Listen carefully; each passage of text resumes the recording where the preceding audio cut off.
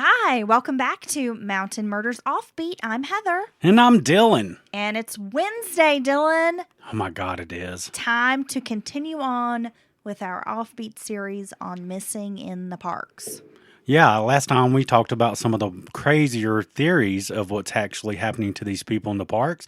And I think today you're going to get back to some specific cases. We sure are, but first, we like business in the front, party in the back here at Mountain Murders. It's true. We should talk about some news. We follow the mullet business model. We do. Yeah, it's the only way. We have our live show coming up September 24th in Sylva, North Carolina. Tickets are going fast, so make sure you get yours. You can find those at brownpapertickets.com. We also have a link in our bio on Instagram, as well as an event on our Facebook page where you can get more information. You want to go ahead, get those tickets. It's a rather small venue, so we don't have a ton of space. You want to get your tickets. They will be practicing some safety protocols, social distancing, that kind of thing for the show. So make sure you get your tickets now. Yeah, if you've even thought that you would like to go, you better get them tickets. Yeah, it's going to be at the Lazy Hiker, which is a fun brewery and tap room right on Main Street. You get a view of the historic former courthouse, public library. It's a very iconic building in Sylva. Little Main Street area, very quaint, a lot of good restaurants. The Lazy Hiker is actually going to be serving dinner during our show. Ooh. Because it's an early show. That means I get to eat and podcast. Oh, yeah. It's going to be really fun. And, of course, delicious craft beer. I know you're excited about that, Dylan. Always. I have some true crime news that's kind of crazy. Well, what did you find? Well, I would say it's crazy. It's disturbing. A celebrated former music teacher in New York City who had students perform at Carnegie Hall was arrested for performing sex acts with those children. Well, when they sent a letter home about the new performance, parents had no idea, did they? Well, between 2000 and 2007, he allegedly gave 4 minor students clothing, cash gifts, jewelry, and alcohol to get them to engage in illegal sex acts in a school music room, in the rear of a school auditorium, in his car, at various motels, at his home, and after some of the minor victims moved on, at their out-of-state high schools, according to these criminal charges. My God. The former teacher is 48-year-old Jesus Concepcion. He instructed a minor on how to pose, touch herself in a sexually explicit manner, and photograph her genitalia. Then he shared those photos with a second minor to indicate that these were the sorts of photos that he was seeking. Oh, what a piece of shit. Yeah, so Concepcion, also known as Mr. C, had a 14-page indictment unsealed Monday by the U.S. Attorney's Office for the Southern District of New York. He was formerly employed by KIPP NYC, which operates several public charter elementary schools, middle schools, and high schools inside the city. And of course, they were like, we are deeply saddened by this. We had no idea this kind of thing was going on. In addition to that, he was a founding teacher at Bronx Preparatory Charter School in 2000. And in 2001, the New York Times wrote a glowing profile about him. So, no teacher in this position, or no adult should do this in any setting, especially a teacher-student. But this guy's he's no student teacher. He's no super young teacher who just started. He's heavily involved. Has been around the educational scene there for a very long time, it sounds like. Would that be correct? Well, yeah, since like 2000. So, I mean, this guy's he's been around. A veteran, and he should know better, big time. And these are typical grooming techniques he's using on these young people. Give them gifts, money, access to drugs and alcohol, and all for, this very sick motive of his. Some of the students were as young as 12. Yeah, I mean, it's all disgusting. Well, parents deserve to send their children to school and know that they're going to be safe and not be exploited and assaulted. Well, yeah. So this is horrifying. And, I hate to generalize, but it just seems like we find this information out. He's a music teacher. We've got coaches like the gymnastics coach that there was the big scandal with the was it Michigan, University of Michigan? Oh, you're talking about shit. I can't think the of old dude's man name right now. Oh my God. Then you've got like this whole Sandusky. I mean, it just seems like we hear more and more about these predators posing in these positions where they are trusted. We value them. We feel like they're going to take care of our children. They're going to teach our children, and then they're just turning around and harming them. And that's a really scary thought. Well, it is, and they're always in these positions. Music teacher, sports coach, where they're in these settings where they're with the students a whole lot after school. They have overnight trips and things like that, and it just gives them more time to groom and more access to exploit these children. And I honestly think there should be 10 other violations of law on top of just whatever everybody in the public faces, just because if you're a priest, teacher, someone in control, someone who's supposed to be trusted, who You're has in a position of power. Yes, that has an entire system kind of on their shoulders. It should have special violations of law because, I mean, it's just going even further with the sickness of, let alone molesting children. He was arrested in Simpsonville, South Carolina, and has been charged with 4 counts of enticing a minor to engage in illegal sexual activity and 4 counts of transporting a minor to engage in illegal sexual activity. So each of these sentences carries out a maximum life sentence and a mandatory minimum of 10 years in prison. Good. So he's looking at least 40 years. Among some of the other actions, he also provided each of the minor victims with a cell phone so they could communicate without their parents' knowledge. Yeah, see, this guy should be looking at no less than either life with no possibility of parole or death. Oh, that should be the only choices for him. Mention that he has been charged with inducing a minor to produce child pornography, which carries a maximum life sentence and a mandatory minimum of 15 years. Well, and he should get the maximum on all that. So what a fucking creep, man. What a creep. And for years, he used his position to groom and exploit children, young people. Were you ever involved in any kind of activities or groups as a child where you felt like somebody was kind of odd or made you feel weird? Well, I must say, and this is not to, trash on religion because it's down to the individual that exploits these circumstances. But yeah, there's been a youth director here or there at the various churches I attended over the years. I felt like they were a little weird to me, even as a 10, 11, 12-year-old kid. Seemed way too friendly and hands-on. Right. Always trying to, get, it seems like get the group of kids off just to them or, I don't know. I personally haven't had to fight my way out of one of these circumstances, but I've certainly gotten the creeps from some of these people. Yeah, I feel very lucky as a child because I did participate in a lot of activities from scouts to dance, played sports, youth league, cheerleading, basketball, softball, and never once did I encounter a creepy coach or a creepy teacher. And for that, I feel very blessed because it seems more than not, you hear stories about someone having some strange experience or knowing of another student who maybe had a close relationship with a coach or teacher that just was inappropriate. Right. And I think the other adults around these people in these settings sometimes and wrongly assume that person has the same set of values they have. If they went to school to be a teacher, if they're heavily involved in the church, things like that, trying to make it operate. They assume that everyone around them has a similar set of values. And that's what these predators count on to, win the trust of the people around them. And then and I'm just telling you, man, it should be a law that the parent gets to strike these people with, 2-inch rods or something. That should be the fucking law. Parents should be able to strike down upon these people with great vengeance and furious anger. Yes, in the courtroom in front of everyone. After the guilty plea comes in, okay, the only question now is how many strikes about the head and face do you get of this piece of shit? Fuck. Okay, Dylan. Damn. Let's turn the beat around. We have some missing hikers to talk about today. Man, I was enjoying a slushie.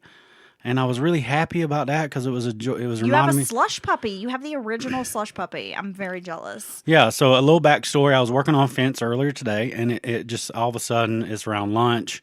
We've been out there all morning. It's really fucking hot. So I'm like, I'm done for the day. You just were overheated. I'm done. I'm fat. I got 2 shirts on. This is ridiculous.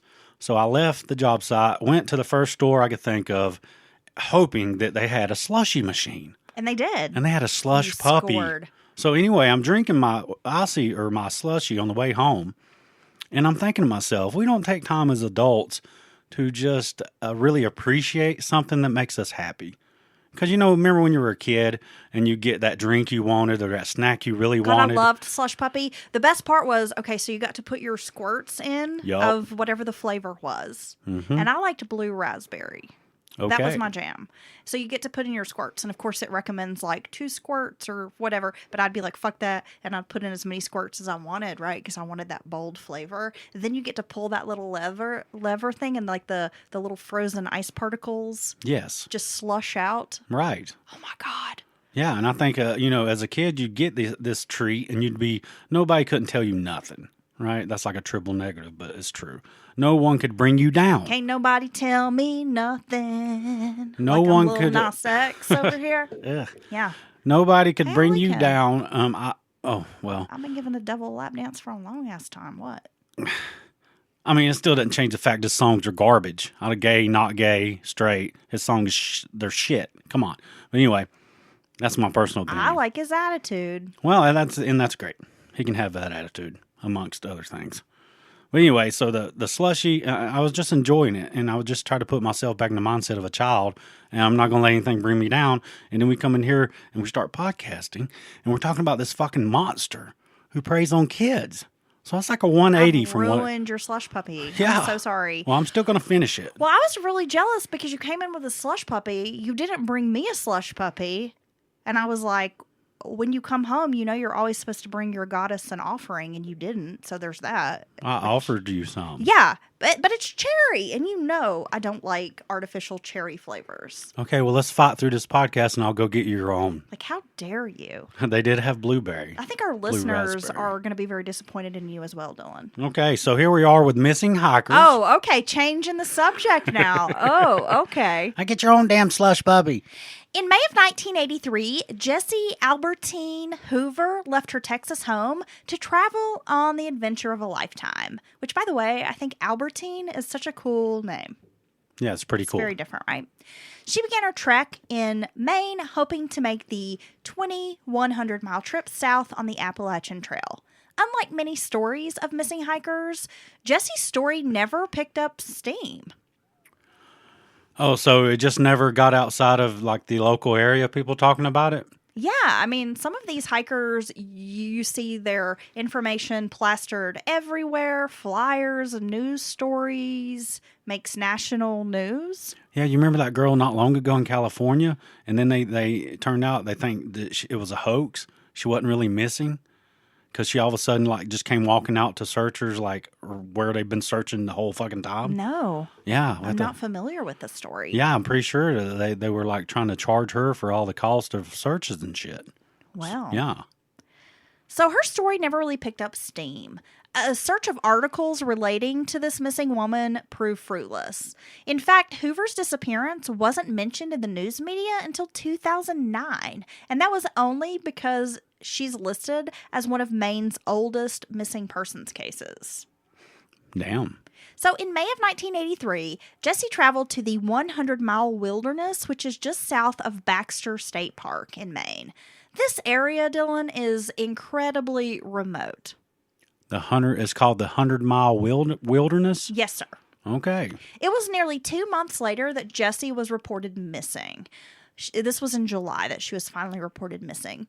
Jessie has never been found. Now, based on information reported to authorities, Jessie was likely ill-prepared for the trip from Mount Katahdin, which is in Maine, to the trail. For more than 4 decades, there have been no clues as far as what happened to Miss Jessie.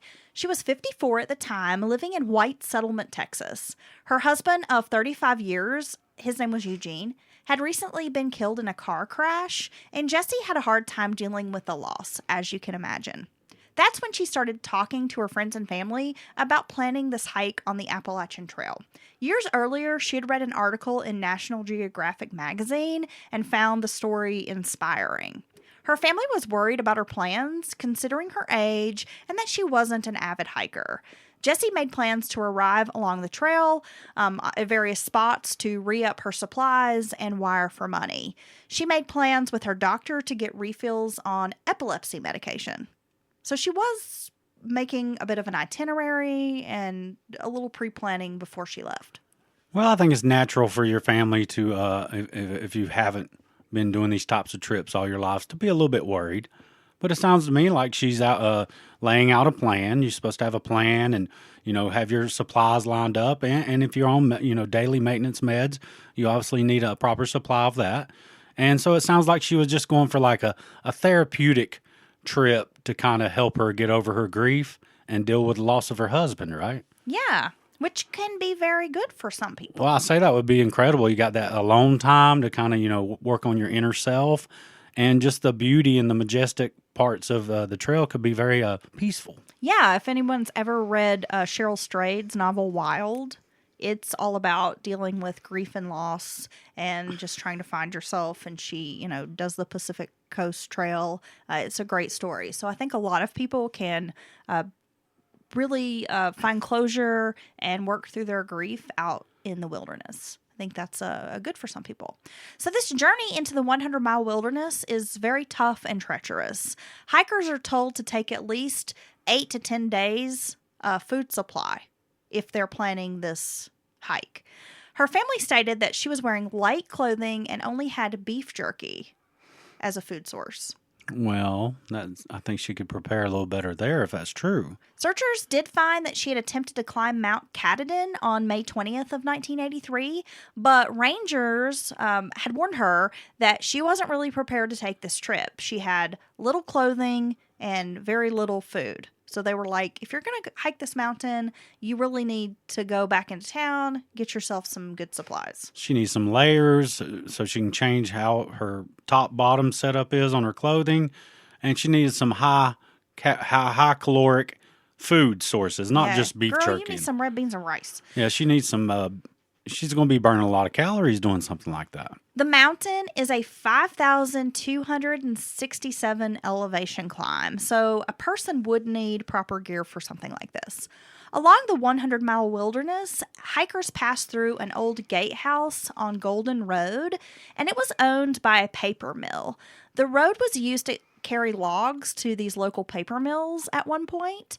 And there was a worker at the gatehouse who recalled seeing Jessie in late May heading toward the trailhead. But this was the last time the worker spotted the woman. The worker didn't see her returning through that area.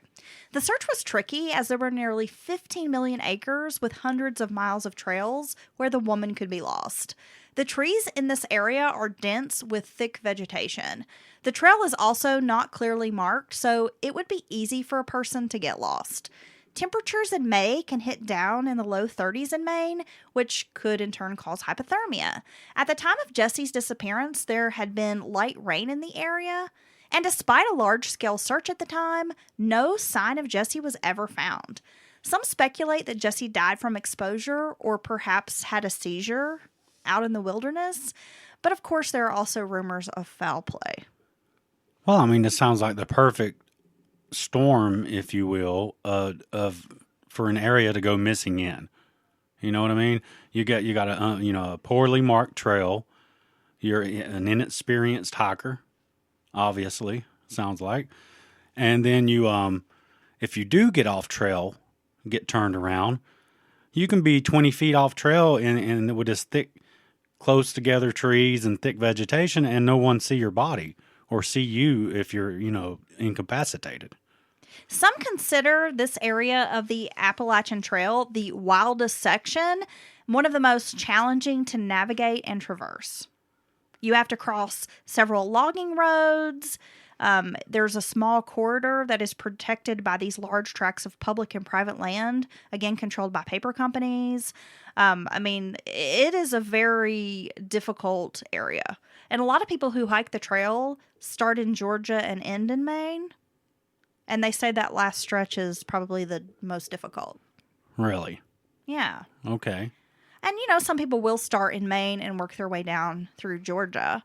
But I think it's interesting that she decided to go all the way to Maine to take the trail south. Yeah. Knowing that that's the most rugged part of the trail. Yeah, from Texas. Because it just seems to me like if you started in Georgia and you spent some time, you would kind of build up. Because I know a lot of folks who've through hiked the AT, and they say, the first couple days you might only be able to do like 8 miles. And then that goes up to like 12, 15. Then, you're 20. And then some people are like 25 miles a day, after a couple weeks. And she's also would gain knowledge. She's in Texas. It is interesting. She went all the way up north to Maine instead of coming, across to Georgia and starting there.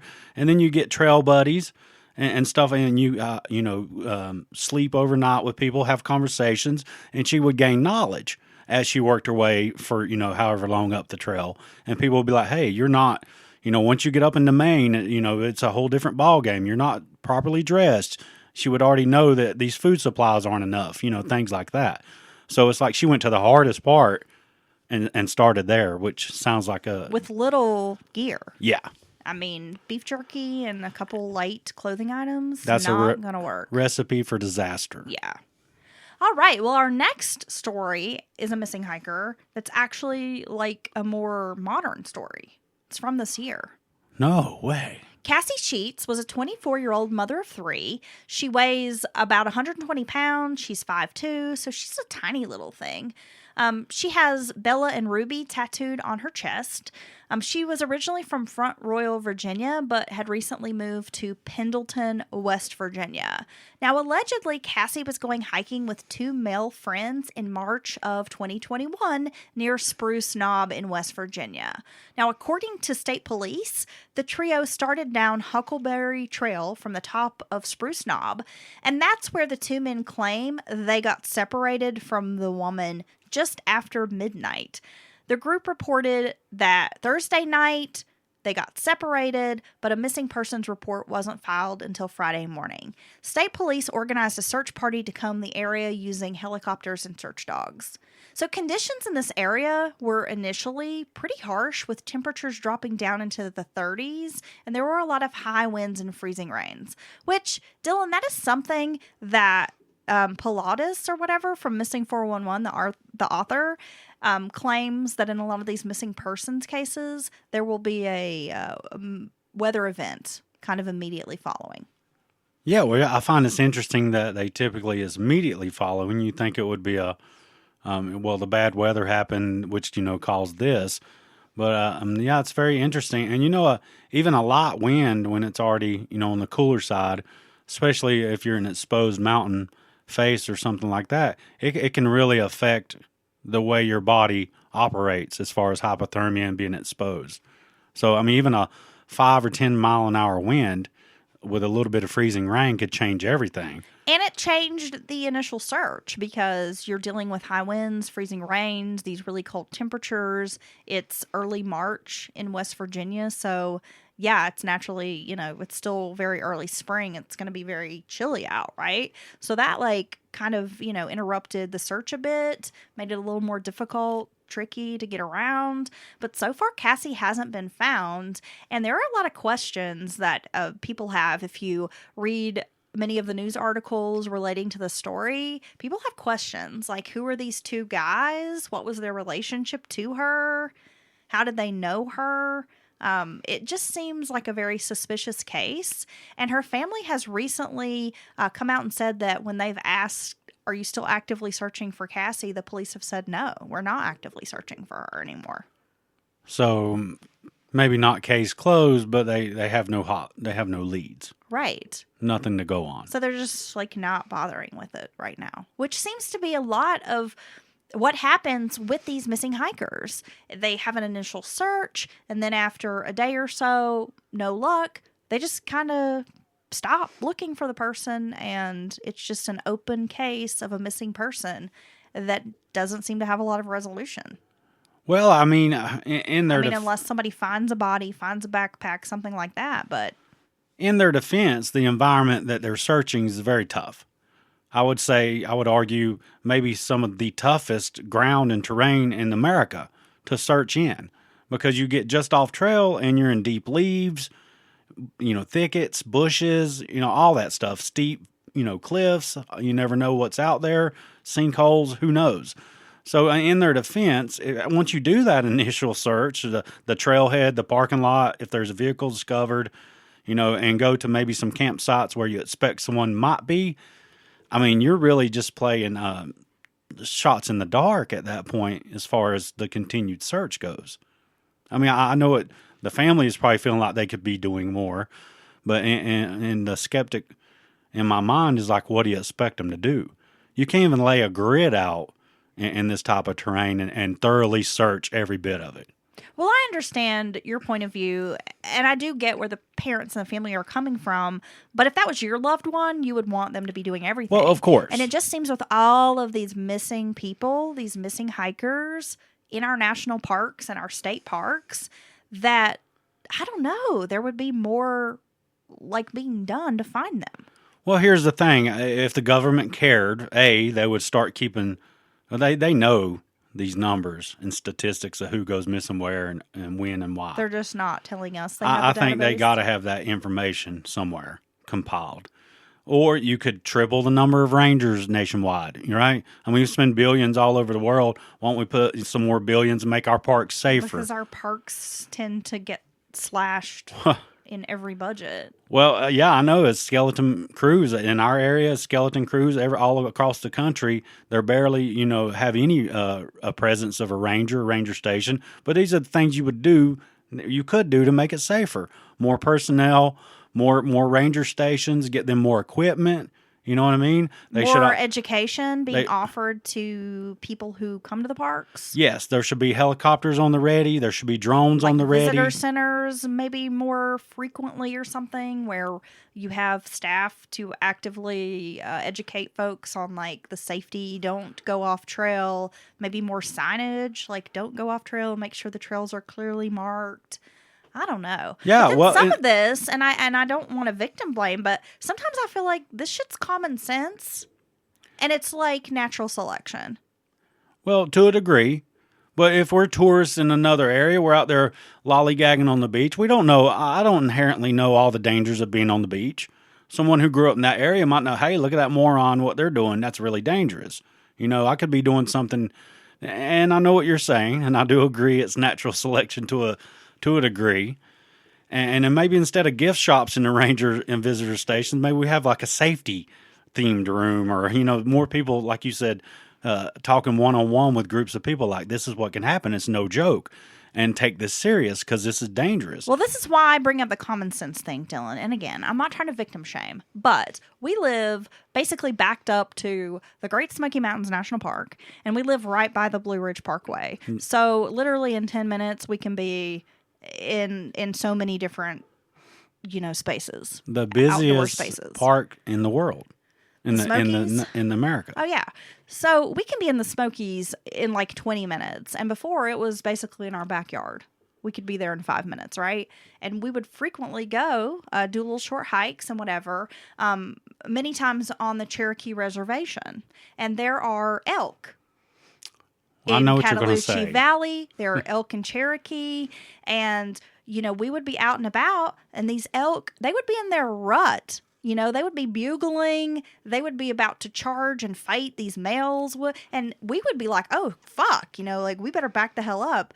And tourists would be right up on these elk trying to get photos and videos, and a ranger would be running around like a chicken with their head cut off saying please get to safety, back up, this is super dangerous. And I have heard parents tell their kids, there's nothing here to be afraid of. They're not going to put anything in the parks that will hurt you. And I'm like, are you crazy? That's a all. Wild animal. So you have it's not big as a moose, but they're damn big. Elk. A male elk in full rut, pissing all over his own horns, tearing the ground up. He's ready to fight any other male. And you have people, I've seen it with my own eyes, she's right, walking within 5 feet. In the best of times, I wouldn't get within 5 feet of any of them. No. Right? Cades Cove. You see, and I'm just going to call, they're fucking morons. Walking up to a black bear and her cubs, trying to get that Instagram photo, and taking cheesy pictures. And I'm like, you are stupid. Instead of the ranger running around trying to keep everybody back, I say you let the first guy or woman... Maybe you deserve a good mauling. ...who does this, let him get mauled in front of the crowd. And I think everybody else is going to be like, well, fuck, he shouldn't have done that. So, I mean, I hate to say it, but I mean, come on. Where do these people come from? Do you not recognize danger? I mean, seriously. Yeah. So one of the, I guess, the most I heard these kinds of things is one, my friend worked for the Great Smoky Mountains Association, Park Association or whatever. And she would come home with stories all the time of these tourists and like the crazy dangerous stuff they were doing, making these comments. And one time I was like waitressing part-time at this restaurant that's very close to the park, and people would come in and I would hear them telling their kids things like, oh, well, that's not going to hurt you, or they don't put anything in the parks that are unsafe. It was just mind-blowing Like to it's me. a bunch of trained animals or some shit? Yeah, like it's a petting zoo. Yeah, it's not. And if And you're... I would always be like, I'm sorry, excuse me, but no, you really can't pet the elk. You really need to stay back. You can't be up on that. I mean, I don't know. So if people are willing to go up to a black bear and her cubs and be like, hey, and try to get pictures, then it's easy for me to see how they could just go off trail and get their ass seriously lost and never be found again. What could happen? And if you're out there and you've done any of these things or said these types of things to your kids, we're not trashing you. We're warning you that that's not true, what you think. Those wild animals can change your life forever or kill you. And please don't climb on waterfalls. And please stay off the waterfalls. That's another thing that I just am, every day I shake my head, because we spend a lot of time outside in the summer. We spend a lot of time on the water because it is my happy place. Dylan's happy place is a slush puppy in his hot car. Well, if I was on a tube, it'd be that even doesn't better. have AC, and he gets that cool slush puppy, and he's all like, yeah, he feels like $1 million, right? It's true. Like he's driving a new car that has AC. He's excited. I just need a slush puppy. Yeah, he's a simple man. I'm a simple woman. Just put me on some water. I'll go float in the river, the lake. I don't care. But I'm like a little kid. I'm so happy. Stay off the waterfalls. We see people climbing on waterfalls. I think people know how you feel about the And waterfalls. it's like, why? Why do you do this? So you can go in these beautiful places, and when we travel to another area or region, we have to be conscious of not to be that asshole tourist person But as well. I try to always practice safety. I always try to Yes. keep safety in mind. It is. Like, I'm not going to go try to swim on a shark's back or something. You know what I mean? And no matter how cute that damn said shark is, don't try to swim. Yeah, on a it. jellyfish is cute, but you know what? I'm not going to put it on my shoulder like it's a goddamn parrot and teach it how to say, good day, mate. So maybe, just maybe, in all these circumstances, or at least some of them, it was powers beyond these hikers' control is the reason that they went missing. So I mean, we can't look beyond that either. Maybe it is something more than just going off trail, just getting lost, just dying of exposure. Well, no, I mean, it could be a number of things. We don't know what happened to these people, and it's a very scary situation. I'm just saying that if you are going to go outside, you're going to be in the wilderness, you're going to be in a different area, geographic area from maybe what you're accustomed to, just try to practice some common sense. It's for your own safety. Well, true. And that works in your daily life as well. I wish more people had common sense, Dylan. That's true. It's one of my biggest irks. Okay. Okay. Well, I hope everybody enjoys their week. You are going to finish that slush puppy. I'm going to sit over here like very envious and watch you wash it down. Oh my God. And then we'll be back this weekend with part 2 of Richard Kuklinski. Again, that was a story recommended or a case recommended by our patron Stephanie for her birthday. And we hope you had a great birthday, Stephanie. And I'm excited about part 2 because it just gets wilder and more violent. I actually came into the living room last night after doing some research and work on the case, and I said to you, I have to take a break because there's too much testicle removal for one night. Yeah, and if you hear someone say, "Oh, Kuklinski was crazy because he was such a great family guy," tell him to listen to Mountain Murder's first part on Richard Kuklinski. He really wasn't. Part 2, we're gonna get into the complex man that is Kuklinski, because a lot of people are like, oh, well, he's not really that interesting, but he's a very interesting character study, because despite the fact that he was this truly evil monster with no feelings, no remorse, in some ways he was a good family man, but in other ways he was a fucking monster. Well, it's just a very interesting dichotomy. I think he was good best at creating a family situation that looked like a good family for all outward appearances. But we're going to get more into him. I've got some stories relating to Kuklinski that are going to blow your fucking mind.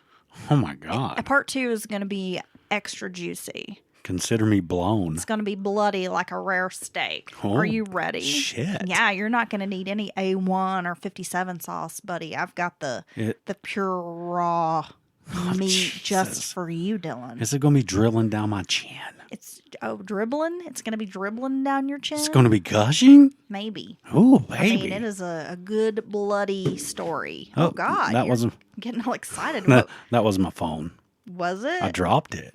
It was something jumping Shit. around over there. Fuck. See you. Can we do that now? Excited? Sign me up. Okay. Oh my God. All right. Well, don't forget those Mountain Murders tickets. Drop us an email if you want, mountainmurderspodcast@gmail.com. And if you're interested in bonus content, Dylan, where should they check? They can try to look. Shit. Let me try to say this right. Patreon.com/.com Mountain Murders. /Mountain Murders Podcast. Oh, shit, you say it. Patreon.com/Mountain Murders Podcast, where you will be able to access bonus content. There are so many episodes over on Patreon.